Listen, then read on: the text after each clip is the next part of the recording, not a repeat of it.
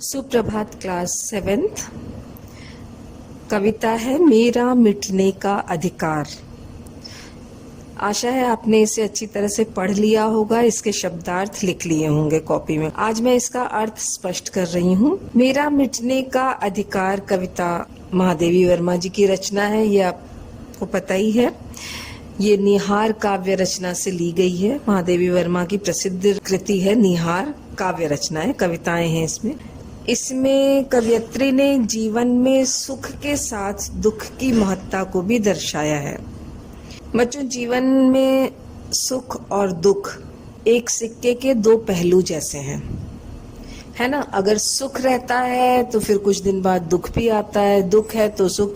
किसी भी एक चीज का स्थायी रूप से जीवन में स्थान नहीं होता है। अगर सुख है तो दुख भी आएगा, दुख है तो सुख भी आएगा।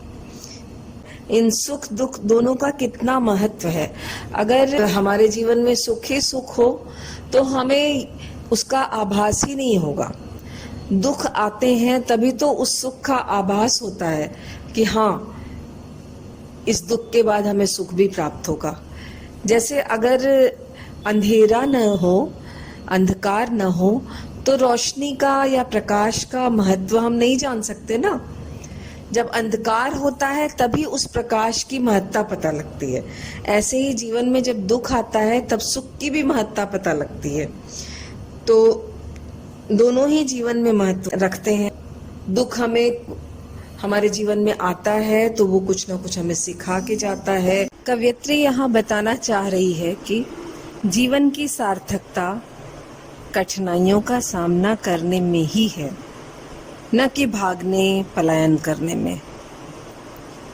कवयित्री कहती हैं कि उनके अनुसार फूलों का सौंदर्य खिलकर गंध बिखेर कर मुरझा जाने में ही है, कि उनका जीवन सौंदर्य बिखेरता है, सुगंध बिखेरता है और सौंदर्य प्रदान करता है, पूरे वातावरण को सुंदर बनाता है।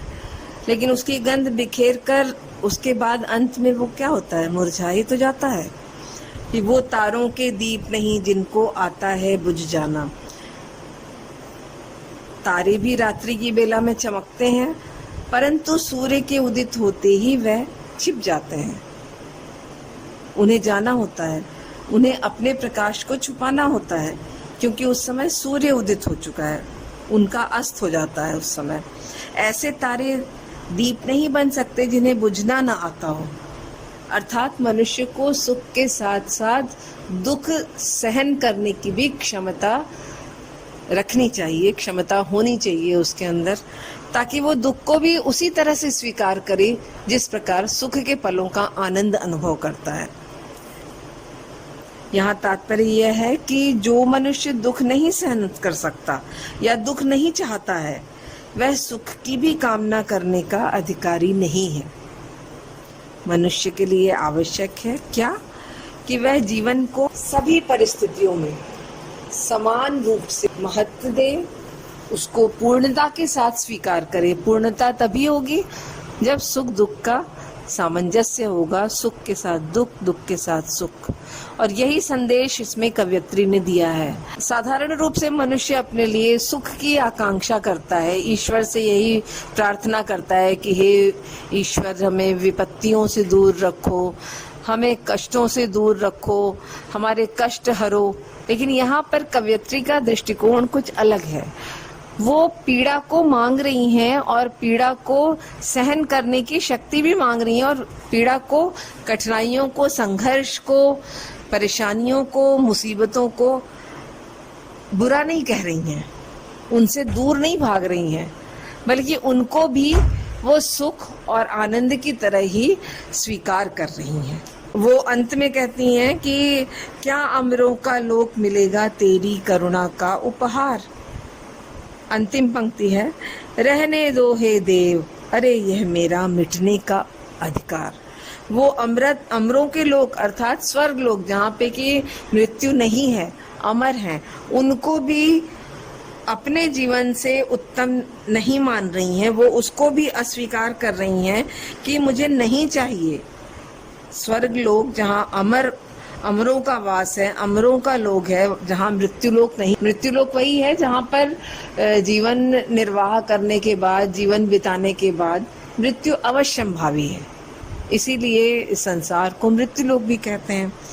जो जीव जन्मा है उसकी मृत्यु अवश्यंभावी है।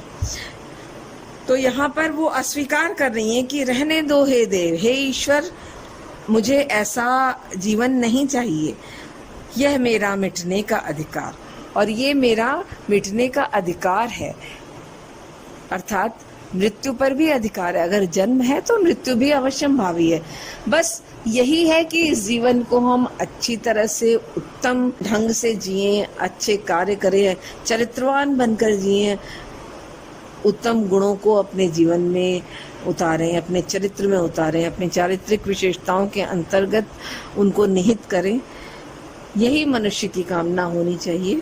कविता में सुख और दुख, अच्छाई बुराई दोनों को स्वीकार कर जीवन जीने का संदेश यहाँ पर कवयित्री दे रही है। महादेवी वर्मा वेदना की कविता में सिद्धहस्त हैं। उनको सुख के साथ साथ पीड़ा भी उतनी ही प्रिय है, वेदना भी उतनी ही प्रिय है, दुख भी उतने ही प्रिय हैं जितना कि सुख।